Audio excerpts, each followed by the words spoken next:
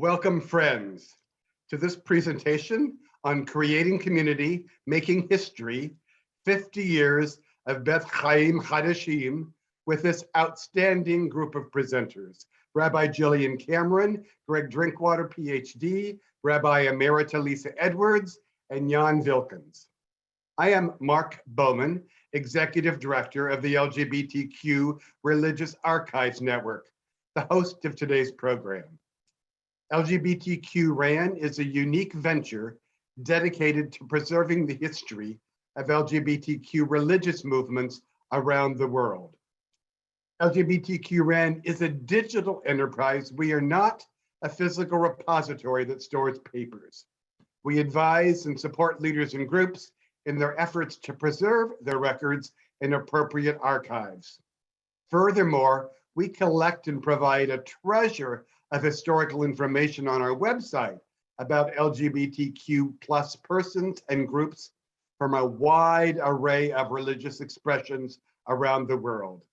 And finally, we encourage research and scholarship in queer religious history. We are pleased today to have the chance to host an intriguing conversation about the history of Beth Chayim Chadashim, founded as the first synagogue by and for gay and lesbian Jews 50 years ago in Los Angeles. The presenters will discuss factors that led to the formation of the congregation and its accomplishments and challenges over the years. The moderator of this conversation is Jillian Cameron, who has been the lead rabbi of Beth Chayim Chadashim since 2020.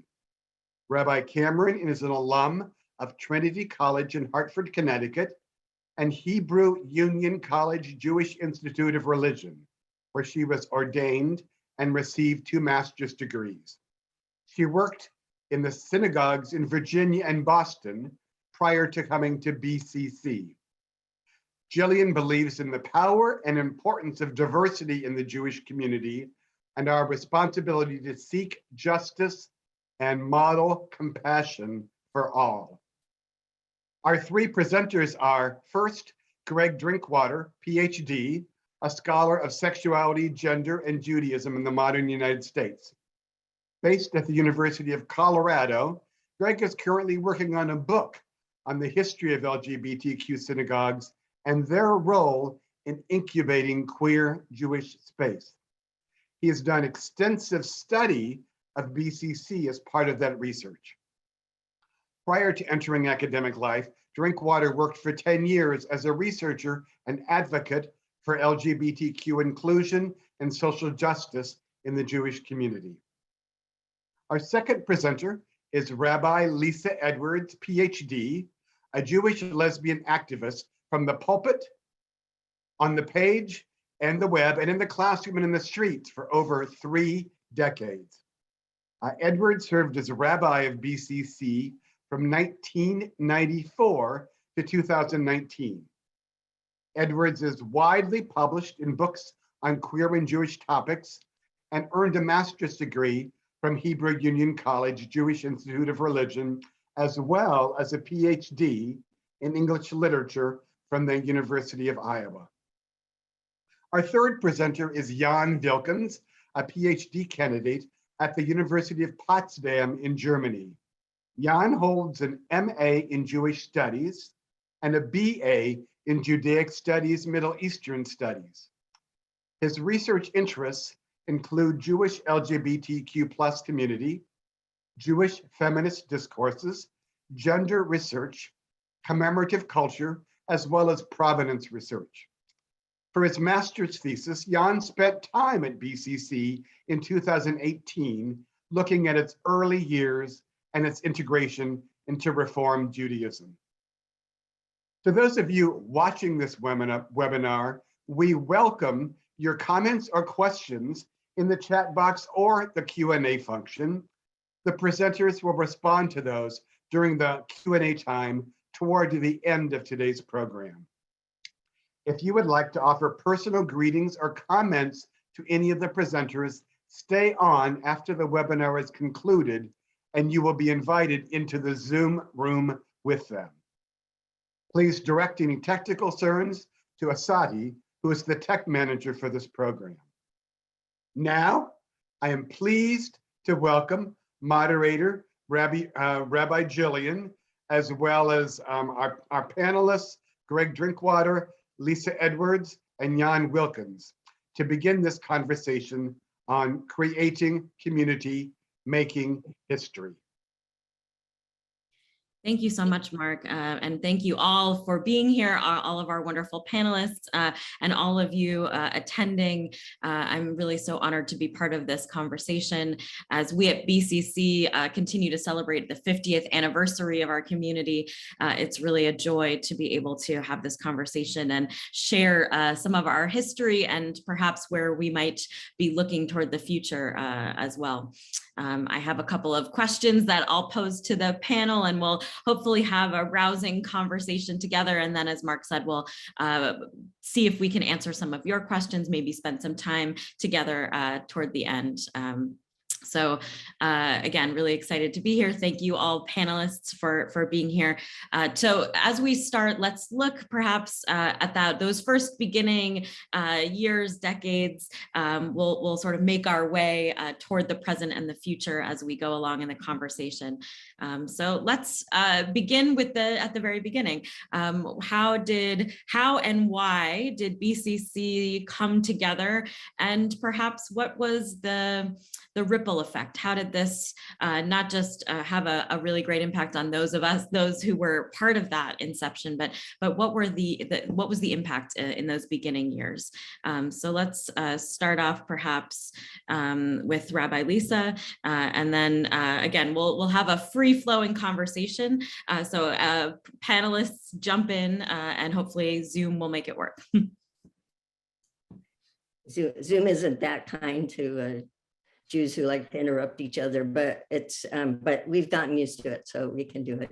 And I can tell the story of BCC's founding, but I actually think that that Gregg or Jan might be the better ones to do it. So I'll just start with sort of the myth of the founding that is also at least partly a true story, which is a bunch of Jews started, a bunch of gay and lesbian Jews, mostly, yeah, gay and lesbian Jews, started attending some of the living room conversations and meetings of MCC Church, Metropolitan Community Church, which was founded in Los Angeles by the Reverend Troy Perry as the first gay and lesbian church in the country. And people who were seeking community, I guess, outside bars, etc., seeking a little spirituality in their lives. Jews, queer Jews, sought out what Reverend Perry had to offer.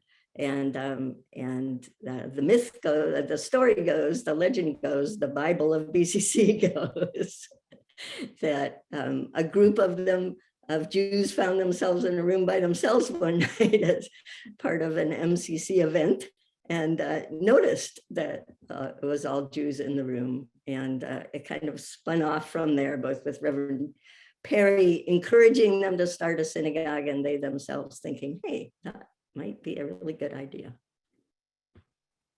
And I think Jan is probably the person who's best positioned to maybe expand on that. But I want to jump in on something that will just a caveat, because I'm an historian and I love the details. So I'm going to just push back against one thing slightly and then lead it over to Jan to maybe expand on the origins of BCC, is that it's correct and not correct to describe BCC as the world's first LGBTQ synagogue. And just for some folks, everyone on the call I think knows this, but some folks, maybe our participants aren't aware, that there was a brief and very failed attempt to start a synagogue in New York, in Brooklyn, the House of David and Jonathan, in 1970, so preceded BCC by a couple of years. It only lasted 6 weeks. There's almost no record of it. We don't really know much about it other than the name of the rabbi who organized it, Rabbi Herbert Katz, who then disappears into the ether immediately thereafter. And so it's this great mystery. But and apparently the folks who founded BCC and some of even the other early gay and queer Jewish congregations weren't even aware of this. So it didn't necessarily spark anything per se, but just as a little historical footnote, that was actually technically the first, but didn't last. So I always describe BCC as the first sustained queer synagogue. But Jan, I think, knows the sort of the details of the founding probably better than I do. Yeah, well, the story goes, or the history goes, that there were actually four Jews coming to this meeting at MCC, and Selma Kai, Jerry Small, Jerry Gordon, and Bob Zalkin, and they somehow figured out that they were all Jews, and then they started this project in April 1972. And only 2 months later, the first service started. Actually, with the help of the Union of American Hebrew Congregations, there was the Torah. The union gave a Torah on loan to the small group of Jews. Also, prayer books. So they could organize a proper service, and and it started from there, from these not more than 20 people attending the first event, and the congregation actually grew pretty fast after the first kickoff meeting. So that's like the founding moment of BCC. Thank you. I think every great community has both mythology and then the facts that sort of bolster us in different ways, right? So I think knowing those things, and I didn't actually know about this synagogue in Brooklyn. This short-lived. It sounds like a really great novel. I hope someone's writing that.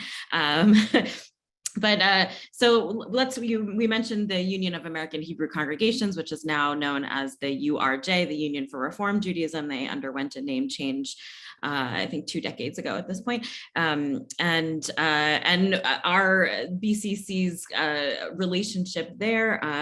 So I know Jan, you're also an expert in this.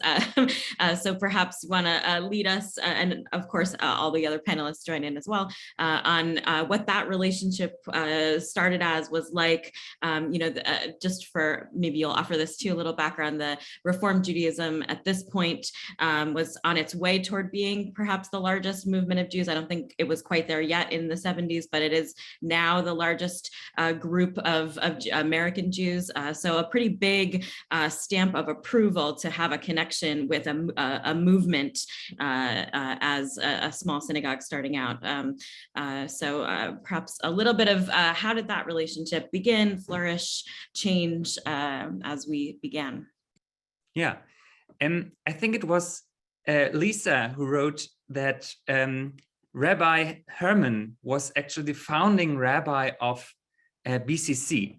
Rabbi Irvin Herman in Los Angeles was the regional director of the union in Los Angeles, and he got connected with BCC quite quickly, and probably was or felt a connection to this queer or gay and lesbian synagogue because his own son was also homosexual, and and he helped BCC to get integrated into Reform Judaism, or approach Reform Judaism. And it only took a few months, not until the beginning of 1973, that the congregation decided to apply for membership in the Union of American Hebrew Congregations.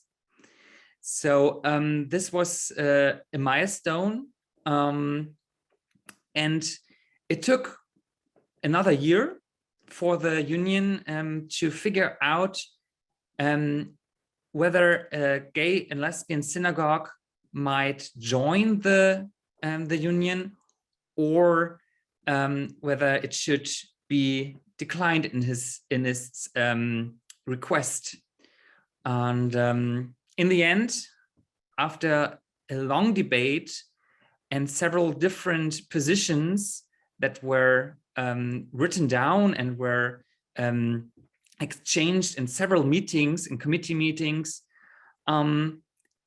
BCC was accepted into the Union in June 1974. So just 2 years after its first service, which is quite remarkable. And BCC was not the last.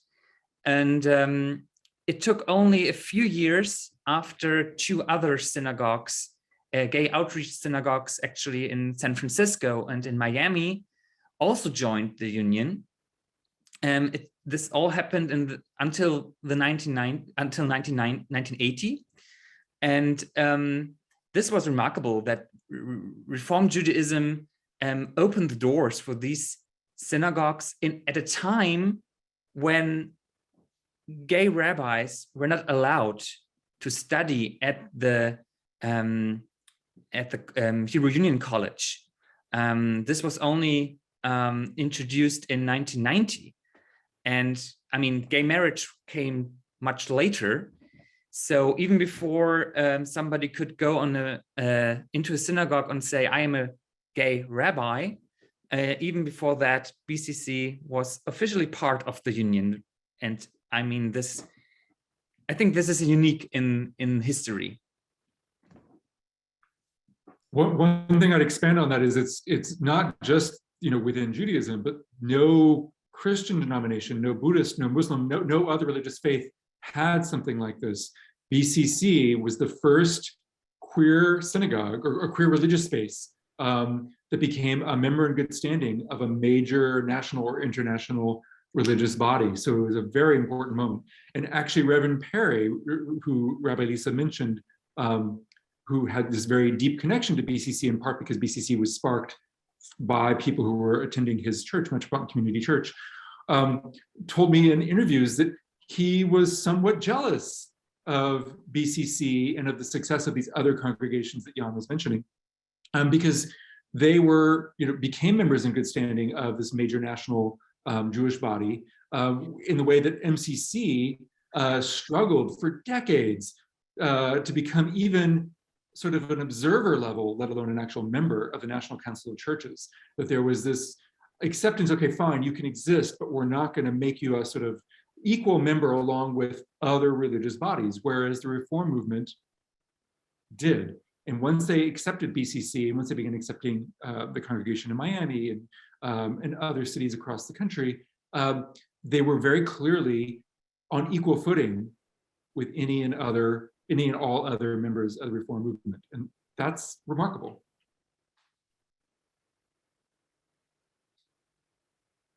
What do we think perhaps the impact of that was? I mean, I think Gregg, you talked about it a little bit in terms of the other faith communities that maybe took note of this, but the impact internally, what did it mean, I think, to people at BCC or to the community itself? And then, in terms of a ripple effect farther on, like Jan, you said, gay rabbis weren't really allowed for much longer after that, but perhaps this was a step in making all of those other things happen.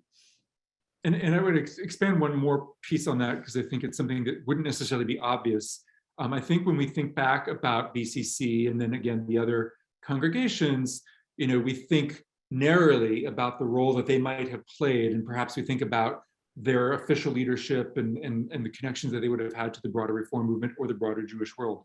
But there's another piece that's maybe less obvious, and that is the very, very large number of visiting rabbis, guest rabbis, visiting cantors, people who might even just have attended services once or twice because they were in LA. The number of Jewish communal leaders, locally, nationally, regionally, internationally, who engaged with BCC at various points, briefly or more deeply, then went on and became ambassadors for queer inclusion in Jewish religious spaces, or even broader than Judaism, other religious spaces, right? So concrete examples. In the early years, because of not having any out gay rabbis or gay cantors, BCC relied on lay leaders right, to run services, but they also often, for the more important services, such as for the high holidays or other things like that, would rely on local rabbis, local cantors, local Jewish educators, mostly straight identified, to come in and lead services. And those people, there were, in the first couple of years, some struggle sometimes to find people willing to do that. But gradually by 1975, 76, 77, it became easier. And those people were in turn learning what it looked like to have genuinely inclusive, queer inclusive Jewish space, queer inclusive religious space. And those folks, people might not be aware of, how sort of religious networks work, right? If you're a rabbi, you have a job for a while, in, I don't know, in Encino, but then you move and you get a job in Florida or Iowa or wherever, right? And so folks are spreading out and becoming part of a diaspora, effectively, of Jewish communal leaders who have learned what it looks like to have a genuinely queer, inclusive Jewish space. And the numbers of people we're talking about is really quite profound. I made a list at one point, it just goes on and on and on. And I was only listing the people who had officially been listed in BCC newsletters as our guest rabbi, our guest speaker, whatever, for a Shabbat, for a week, whatever it might have been. So I don't even know about, so-and-so who just happened to be in town and just attended services, right? Which of course was often a lot of people. The Eichberg family, Norm Eichberg and his wife Sandy would often sometimes bring guests, or Rabbi Herman would bring guests. So just the numbers are significant. And there was also a period starting in 1975 of BCC taking on rabbinic interns from Hebrew Union College Reform Seminary in LA. And those people had obviously a much deeper version of what I'm describing. And for some of them, so I spoke to the first one, Scott Sperling, who joined the congregation in 1975 as a student pulpit job while he was at HUC. And he described it as the most profound, life-changing event of his entire life. And not just from his rabbinate forward, but looking back to his childhood even. And he thinks it completely shaped everything he did after. And so people like that are then bringing that sensibility with them everywhere they go. And one important thing to note, by the way, is that, that I want to also complicate how easy it was.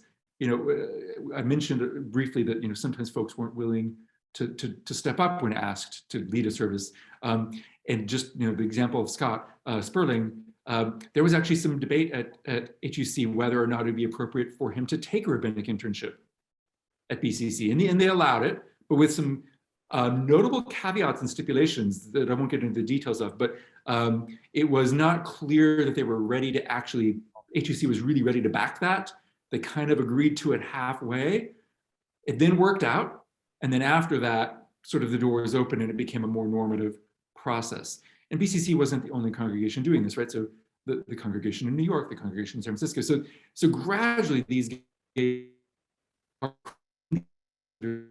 just bringing that all over the country and then ultimately all over the world. And I think it's a profoundly important thing to keep in mind. It's maybe less obvious.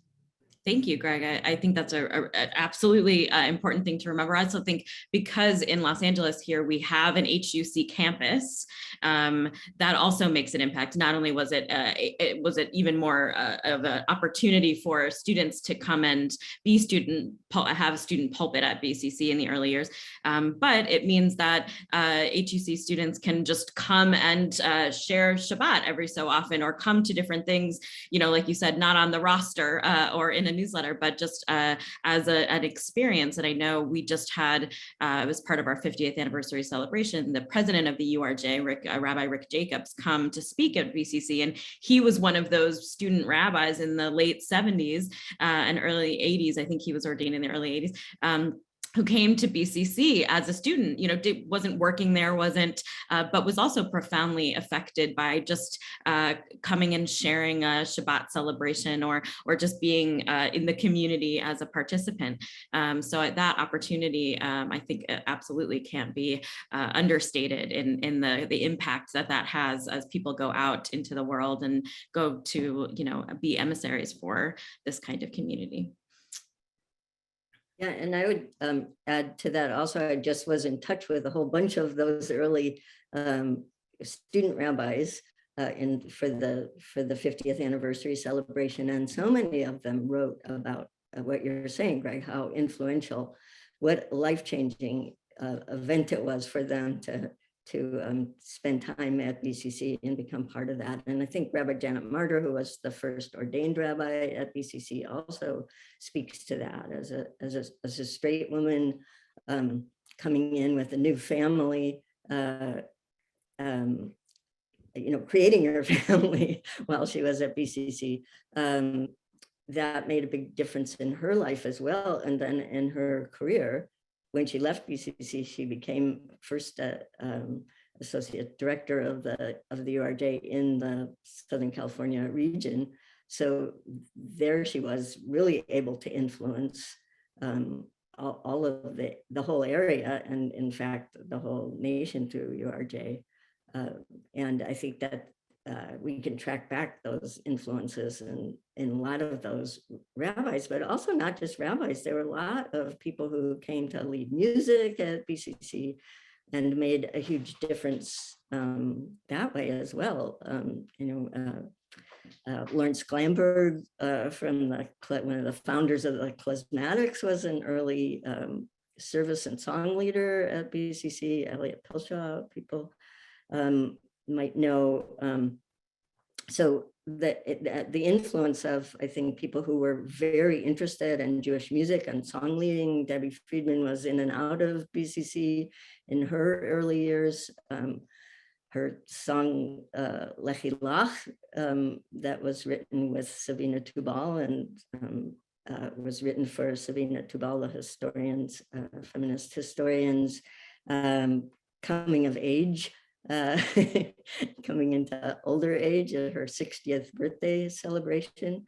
They wrote together the song Lechi Lach, and that whole event, ritual ceremony took place at BCC because Savina was connected to BCC. So there was a photo of that of Savina and Debbie Friedman together in the old building of BCC.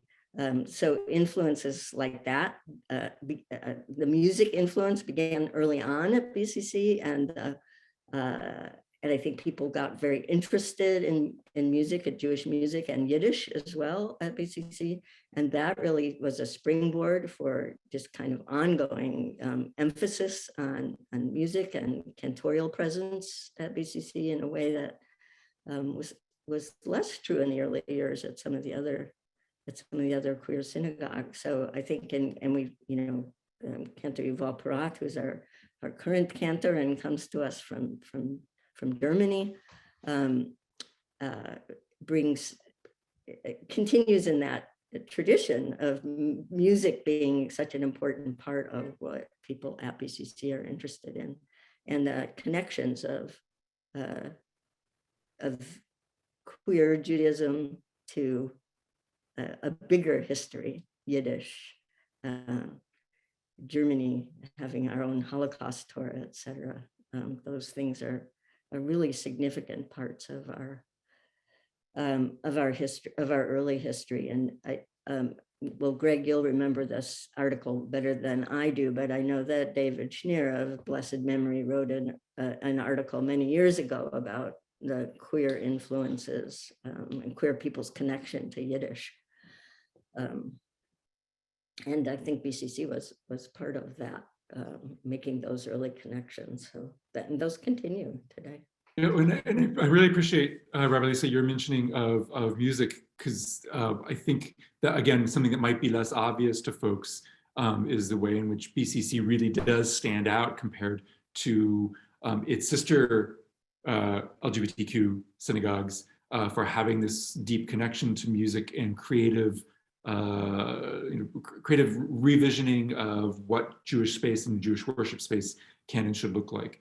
And I think that has been absolutely crucial. And, again, like thinking about these indirect influences that you wouldn't necessarily be obvious. So, for example, the Simchat Chochmah of Savina Tubal in 1986, which happened at BCC, for which Rabbi Lisa was just mentioning, inspired Marty Cohn-Spiegel to have her own similar event a year later in the LA area, not at BCC, but for which Debbie Friedman wrote the Mishi Berach, which many American Jews now presume as, from Sinai, right? Like it's so sort of core to American Jewish practice that we don't even know it has an origin story. Well, it has an origin story. It was written by, a lesbian singer, musician, composer in a feminist queer context, inspired by things that happened at BCC.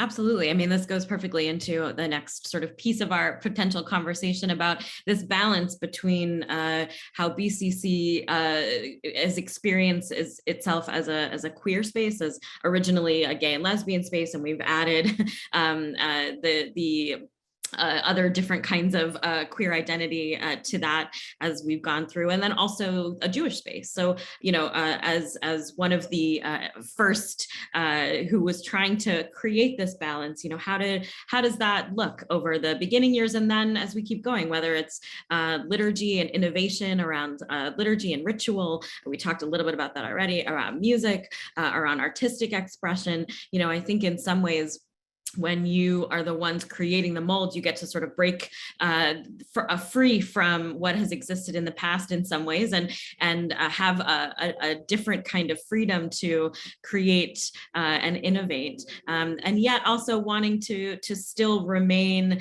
connected to the past, whether it's Yiddish or history or Jewish experience that connects everyone, no matter how we identify. So trying to figure out that sort of queer and Jewish balance. I'm curious from all of you, how have you seen that in the origins, and then how has it progressed perhaps as we continue on? Yeah, maybe I can start with one quote I found in BCC archives. It's well, in the beginning, in the first years, the services were lay-led and very innovational and very I would say not typical for a classical or traditional synagogue. So the congregation put different pieces together, and also because there were many members, the members came from very different backgrounds religiously. So, and Lorena Wellington, the first secretary of BCC, wrote about this. Perhaps our services are too radical. Others said that they were too orthodox. Others said that they were too conservative. We learned by try and error. And she goes further. Though we differ in practice, we have two factors in common. We are gay, but more important, we are Jews. Jews who identify with Judaism, and we are proud of our more than 5,000 years of heritage. I think this quote shows pretty good how the first years, the first month were received in terms of liturgy and how to bring together Jewishness and queerness. Thank you. Absolutely. I think we still also, in our current iteration, we because of the ideological bent of BCC, because it is also not just your average neighborhood synagogue, Reform synagogue, because there's a more of a sort of ideological space that we inhabit, we do find that we gather people from all sorts of types of Jewish life, that we don't just have people who grew up Reform Jews and have always been Reform Jews. We have people who come to us from all different kinds of Jewish space, looking for that safe space to be also both Jewish and queer. So I think that continues to affect what we do right now at BCC, but also has had an effect on the different things that we offer, the different way that we practice, the combination of all these, whether it's too orthodox or too conservative or too reform, but trying to find this balance because we aren't just one thing, and we gather people from all different types of Jewish life, queer life, and the like. And I would add that, in addition to the very broad range of Jewish experiences, Jewish expectations, and Jewish hopes that people brought to a place like BCC, right, which is, as you mentioned, much broader than maybe your average synagogue for a whole host of reasons. There's also two other things I would point out. One is the way in which BCC saw itself as a model or a place of community for a broader geographic range. Again, most congregations are serving a small local community. Sure, there might be someone who commutes a bit because they just like that rabbi, or maybe they've moved, but they want to go back to the synagogue they're comfortable with. But BCC in the early years had a sort of a catchment area of a large part of Southern California that just people would occasionally come from quite some distance, but also was very aware of itself as being an incubator or a symbol for other congregations and communities across the country, right? So they're sharing resources, for example, with these other congregations that Jan had mentioned earlier in other cities. They're sharing liturgical innovation. They're sending each other, and this is, by the way, long before email, long before even photocopies, right? Like you literally have to hand carry your mimeographed prayer sheets or put them in the mail. Like that was, so this is like super old school, right? But the other thing that I want to highlight is, what does it mean to be queer? What does it mean to be gay, right? People were coming with very different perspectives on that as well. So, you're navigating this complex question of very different Jewish understandings, but how do you navigate different understandings of queerness, of gayness? And we see this in the early years at BCC, and I imagine it's still something very present today, but I see various waves of it happening in the 80s and the 90s. But in the 70s, and say the first decade, it surfaced often, where people would complain, oh, it wasn't gay enough, right? Like I wanted more gayness, right? Or others, it was a little too much, right? So there was always trying to find that, just right, just right balance. And one thing that I noticed about the liturgy, for example, in the early years, is that BCC, and actually someone just wrote into the chat, BCC was a pioneer in gender neutral liturgy and rituals, absolutely. So BCC was definitely focused on trying to remove the sort of male God language, or problematize that male God language. And they were doing that from the very beginning. On the other hand, when you look back at the liturgy of BCC from, say, the first 4 or 5 years, you might be surprised at how little obvious gay, lesbian, or queer content you would see. You'd think they must be saying, gay this, blessed is the gay, right? All the time. No, they weren't. What they would do instead, they do this more subtle stuff of, say, using gender neutral liturgy, right? But they would also do things that made queer sense or became queerly visible in context because of who's in the room, why are we here? An example, there are prayers in the liturgy from the mid-70s that are about the importance of companion prayer. It's kind of like, you could read those in a synagogue anywhere, right? They don't seem particularly gay, but if you read them in the context of a bunch of LGBTQ people coming together to create LGBTQ space, you start to think, okay, read between the lines. All love is equal. Well, same-sex love is equal, right? What does it mean to talk about friendship in an era when a gay lover might often be described as one's friend or roommate, right? When we talk about justice, well, what justice are we talking about, right? It's a between the lines kind of reading. I love going through these liturgical examples from the mid-70s, because you really do have to be able to really think through, okay, how might someone in the moment have read this differently than we might look at it now? And they were very good at that. The service leaders were finding readings, whether they be from Jewish tradition or poems or blessings, what have you, that were just deeply embedded with sort of subtle meaning that you kind of have to think through, why is it there? And I love that. It becomes more obvious in the 80s and 90s, where there is these blessings that begin. Rabbi Lisa wrote an extraordinary meditation on Leviticus that I think is one of the most powerful queer pieces of liturgy I've ever read. So thank you, Elisa, for that. And those kinds of things start emerging in the 80s, 90s, and forward.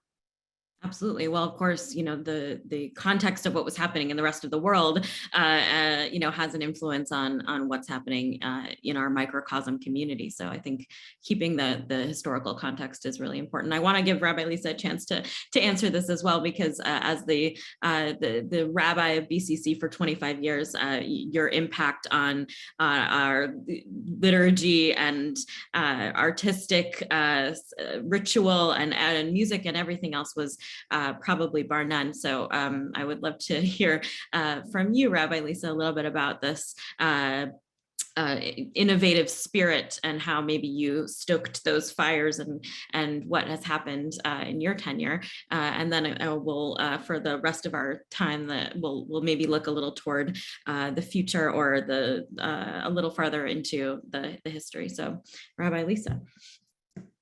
Thank you. Well, I really less that I stoked fires than that I was the inheritor of what people were already doing. And a couple of examples of things that really moved me when I first came to BCC were,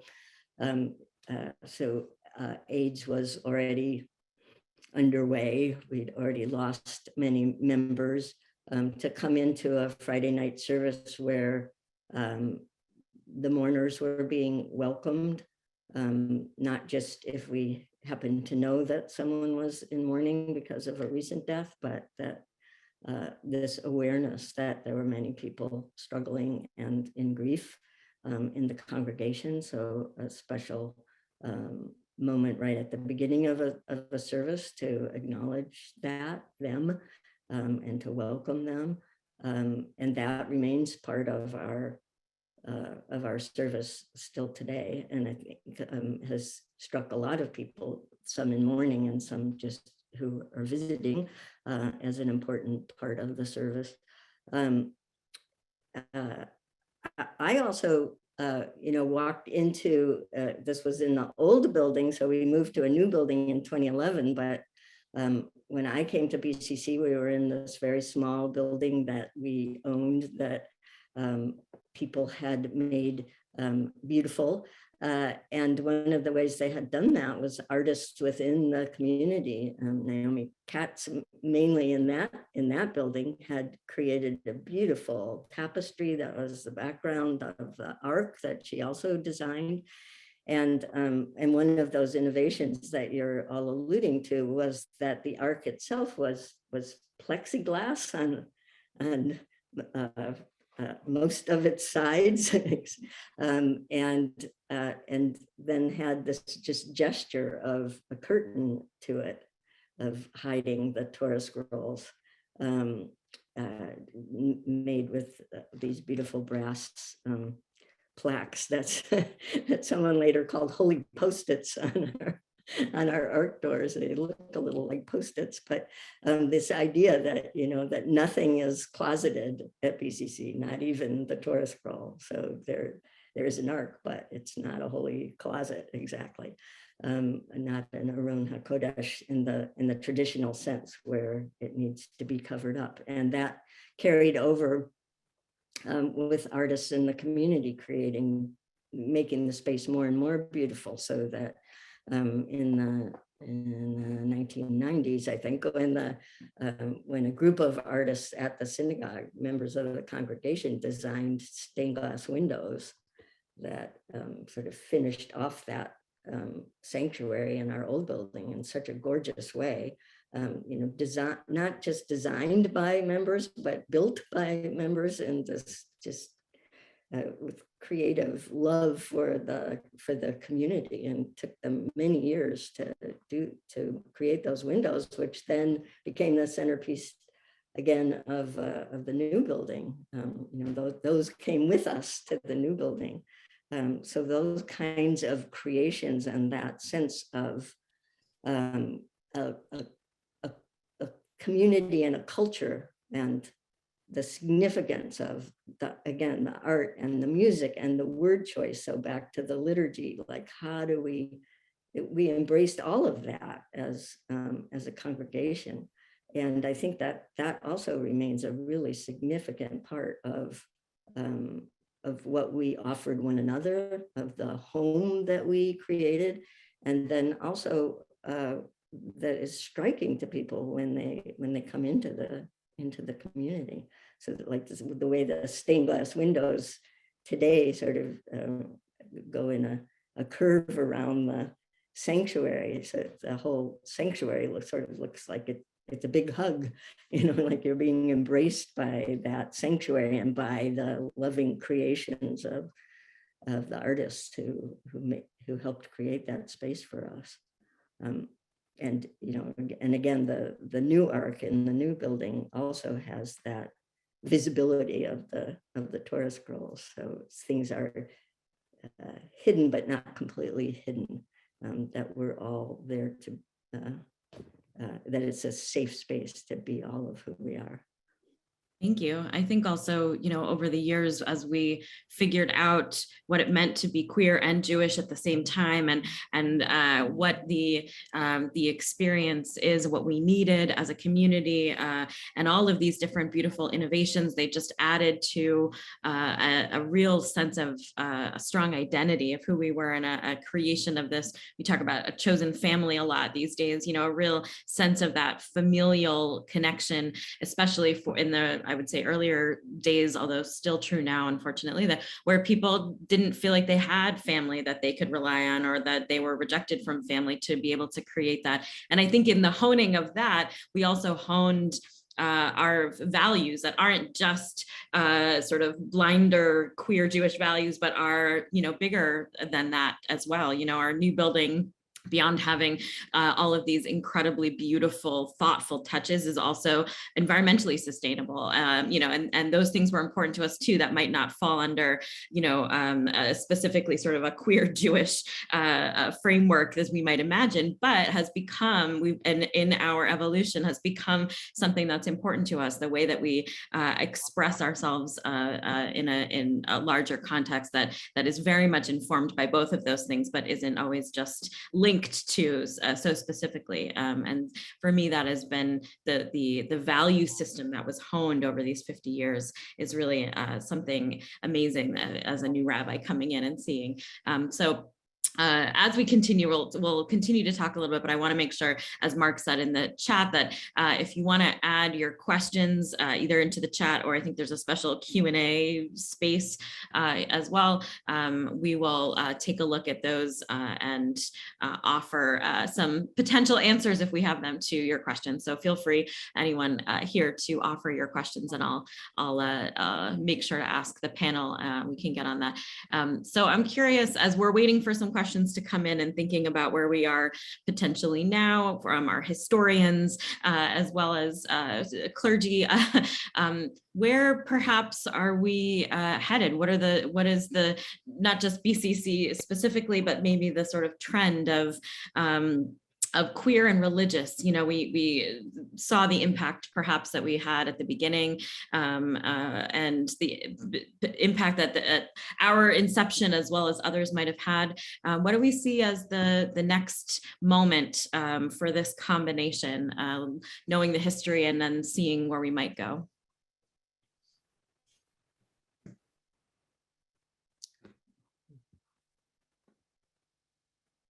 The historians are always reluctant to talk about what's next, right?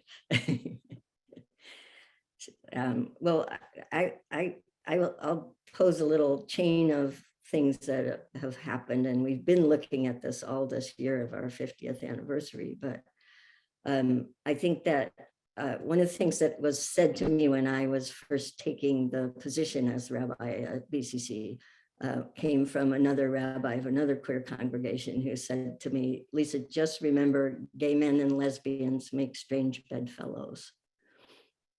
That's what you need to know going in. And I could understand what they meant by that. And I think that fed largely by the AIDS crisis and that catastrophe, I think that there was a bonding in our community that was unlike other communities, where people who really grew family structures within among the members of the congregation. people were really there for each other. Women really came to take care of men who were ill. There was just such a strong bonding that came from that. I'm going to go by that really quickly because of time, but that never left. And then as people, both a little bit before and during that period of time, started creating families, the gay men and lesbians got together and created families and helped to build strong families within the community. Also, there were a lot of interfaith and interracial families that were constructed and grown at BCC, and really grew through that, and that remains, and I think that remains very strong. I think that the whole marriage equality movement coming out of the AIDS crisis, coming in part out of the loss of so many people, and the recognition of the strength of the families that were being built, really helped to create sort of a next big stage for us. What happened next? Lots and lots of people got married. More and more children came into the community. More and more people saw themselves as people who could have families. So there was a lot of focus on that as well. And I think that will continue into the future. I think the presence of transgender people, of adding more and more letters to our alphabet soup of LGBTQ plus all of that has really made for such a marvelous diversity and growth within the community itself. A real embrace, that diversity is not something that's tolerated or even just welcomed, but something that is the very heart of who we are and what we do. To expand just very briefly on that I think places like BCC and some of the other queer synagogues are places that obviously had to learn how to manage the tension sometimes that emerged from diverse spaces, right? Because diverse spaces sometimes conflict can emerge, especially in the initial stages when people are sort of learning how to navigate people who are very different from them in their same communal context. And there were moments where that was difficult. But gradually the congregation learned how to do that better. And congregations like BCC then also began to become sort of the leading edge, the cutting edge within the American Jewish world for sort of asserting and affirming and caring and making space for other types of diversity. So a place like BCC being a place maybe more on the forefront than some other congregations on racial justice, on gender justice, on, as you mentioned, Rabbi Cameron, about thinking about the Jewish imperative around how we act vis-a-vis the globe and the planet. Various kinds of efforts to create more inclusive spaces for people with different radically inclusive spaces, which obviously many other congregations, non-queer congregations, are doing as well. I think there is something, though, about places like BCC that are always maybe a little bit on the forefront of that and helping push those conversations ahead, whether it's by months, years, or decades, faster than they might otherwise have happened. Yeah, and I just want to add in European perspective,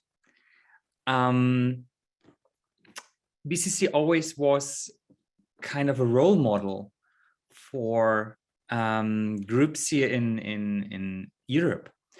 And I just want to give you one example.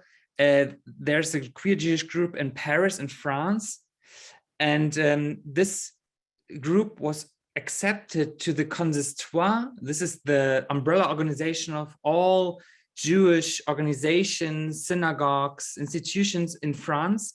This group was only accepted 3 years ago. And the situation might be very different in Europe or in other parts of the world for queer Jews than in the US.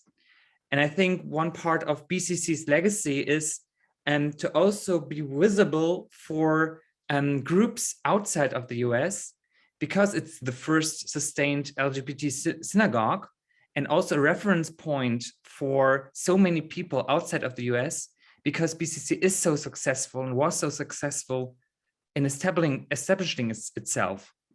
And I think you can be proud of it, of course, and maybe it can be also lead other groups to a better future. Thank you. And I think that dovetails a little bit with one of our questions about other faiths, faith groups that have become more progressive and inclusive, that are on the same level as BCC. I know we were fortunate in a lot of ways that the reform movement has been so embracing of BCC and has continued to be very progressive when it comes to sexuality and gender and all sorts of things. But are there, do we see similar things in other faith groups? Maybe we're not total experts on this, but maybe we have a little bit of an answer.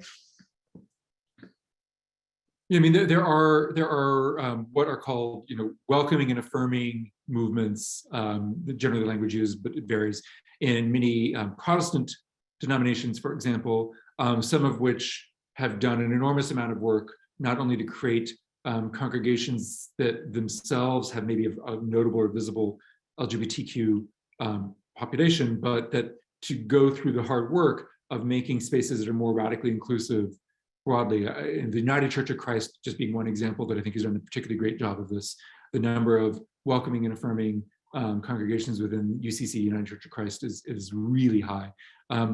But there are similar organizations within the Evangelical Lutheran Church, the Methodist Church, Presbyterians, et cetera, and could go on and down the line. What's interesting about those is that there are some exceptions, but in general, these Christian movements, these Christian congregations created space to have mainstream congregations be open and inclusive to LGBTQ people, as opposed to the path that Judaism went of creating that, but also creating these queer synagogues, right? And of course, the queer synagogues always had some straight members. For example, in the early years of BCC, about 10% of the members were non-LGBTQ identified, right? So there's always still now, yeah, still now that's the case as well, yeah. So it's not like they were ever exclusively queer, but there's a subtle difference of being a space founded by and for queer and allied people versus a space founded, for a particular Christian community that then comes a point of saying, yes, and we will also welcome in queer people, right? There's a little bit of a difference there. And it's interesting that in general, other religious communities didn't go that path. American Judaism did. I mean, it also didn't really happen. I saw a comment in the Q&A. It also didn't happen really much outside the US. Like it's the scale of this is largely a uniquely American development. Thank you. I just saw in the questions that someone asked what BCC stands for. So that was a bit of a miss in the beginning, but Beit Chayim Chadashim, the House of New Life, is the name of it. The very original name was Metropolitan Community Temple, just to go along with Metropolitan Community Church. A homophile temple, I think, is the way the original wording was. So House of New Life, that came out of a vote one night when a number of nominations were made for a new name for the synagogue. And related to, again, to Metropolitan Community Church's newsletter, I think was called New Life at that time. So a lot of influences coming in there, but I think it has been a house of new life for a lot of people. And I just wanted to respond to one of the other Q&As that I saw there about someone feeling that there's increasing alienation today in congregations from those who do not have children to sort of defining family as children. And I think I misspoke earlier. I did mean to say that many people were having children and there were many families with children in the community, but I think that many of us myself included, see our family quite expanded beyond blood relations, and those of us who don't have children feel like the community itself, the congregation is an extended family for us. I think one of the things that Rabbi Jillian has brought into the community is a real focus on what do we do with the different generations of our community? What do the elders of our community need? Those of us who don't have children that are going to take care of us in our elder years, et cetera. And how can BCC be there for those of us as we age? That's I think a focus that other congregations are looking at, like what are elder communities within congregations, but with a specific focus within our own community that you don't find at others, you don't have need for at others. You know, and I think part of what we talk about in our innovation around liturgy are things around these topics. You know, that we have. There's on Shabbat in Judaism, there's often a prayer blessing said over children. That's a traditional blessing that's still said in all sorts of different traditional communities. And one of the things that I loved coming into BCC was the reinterpretation of this blessing that we have in our prayer book that we say, with a mind toward the fact that not everyone has children, not everyone was able to have children who wanted children, not everyone who who has children has a good relationship or has a good relationship with parents, or, you know, that family is defined in lots of different ways and also can be very complex and bring just as much joy as pain sometimes. So the complexity of how we define family at BCC is really thoughtful. And so our prayer is not just for children, and not just that there's an assumption that children exist, or that there's an assumption that children don't exist, because we know that the queer community is also changed over the last 50 years in terms of being the ability to have children in a different way to fulfill those dreams, as well as for people who decide that that's not the dream that they have.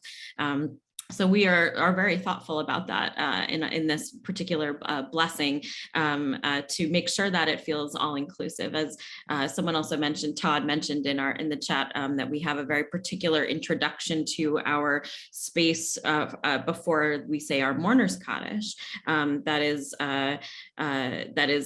thoughtful about our history, both as Jews and as a queer community, and speaks, I think, to our values and who we are. And so these little bits and pieces that we, I think, take for granted sometimes if we hear them every week, but are really important in defining and shaping who we have been, where we have come from, and where we're going.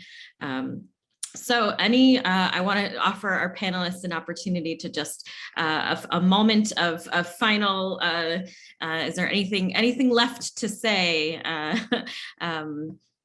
before we wrap up today? All right, well, we are going to stick around. To add one thing, which is that BCC is still a very vibrant and healthy congregation, but as some folks might know, some of the other LGBTQ synagogues in the US have either shut down or merged with other congregations. Some of the others are still also quite vibrant and alive. And I think it's sort of a mixed bag of different communities, whether there's still a need or energy or desire for this kind of specific space, which is both a blessing and a curse. The blessing is that part of that is because of the success of places like BCC through these networks we talked about and the changes that have happened in American Judaism, that one doesn't need necessarily to go to a place like BCC to feel affirmed and seen as a queer person. You could go to many other congregations in the US, right? The curse, though, is that although that is true, there is still something special for some people. Not everyone has a different version of what Judaism feels like, what flavor of Judaism feels right for them. But there's still something special about being in a space that is predominantly queer, that centers queerness, that's different from a place that's inclusive or welcoming. Centering and being inclusive and welcoming are two different ways of understanding how to engage that. And for different people, they don't want to be centered, so that's fine. And there are other people who that's the only place where they really become and feel alive. And so, the smaller number of these congregations today, in some ways, I lament that a little bit because I think that limits the choices available for people. But I also understand the successes and the glorious reasons why that's the case. And isn't it incredible that we have that choice now, right? That those options are available, that people can seek out all different kinds of community in different ways for their different needs in a way that was never possible 50 years ago. Lisa, final words, and then we're going to wrap this up. Well, I just was going to bring to mind what surrounds the ark in our current sanctuary are small copper strips that have writing on them. And I think that the writing comes from the congregation, from members of the community who wrote essays about their connection to Judaism and to BCC when we were moving into this building and since, and then picked one verse, their own little piece of Torah to teach, that they wrote onto this copper strip, and from a distance, it's a beautiful piece of art that frames the ark. Up close, you see the words of all the members of the congregation. You see a line of music. You see words in other languages. It really gives you a sense of the variety and the diversity of the community. And the lines themselves, the copper strips themselves, lead, depending on how you're looking at it, either into the ark where the Torah is, or out from the Torah as the center. This is the Torah of our lives that we have to share with each other and with the larger world. Again, thank you all for the three of you for being a part of this.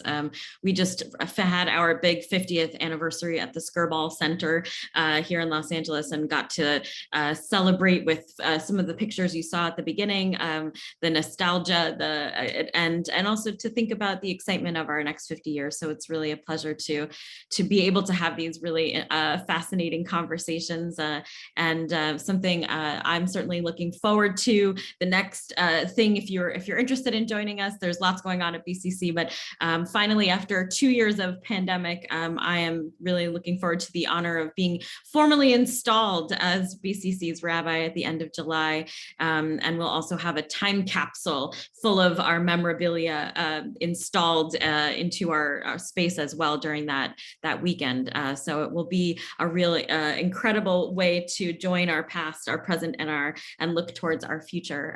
So there's still more that BCC has to bring into the world, I think. And just want to thank the LGBTQ Religious Archives Network, Asati and Mark, all of the panelists. It's really been a special time to spend with all of you, and thank you for everyone who came today. Mm-hmm. Thank you so much, Jillian, Gregg, Jan, and Lisa, for this thoughtful and stimulating dialogue. Really, really rich history and stories around BCC. It's a treat for all of us to get to listen to you. And thank you to all of you who watched and offered your comments and questions. Within a few days, you will receive an email with a link to the recording of today's program that you can share with friends and colleagues.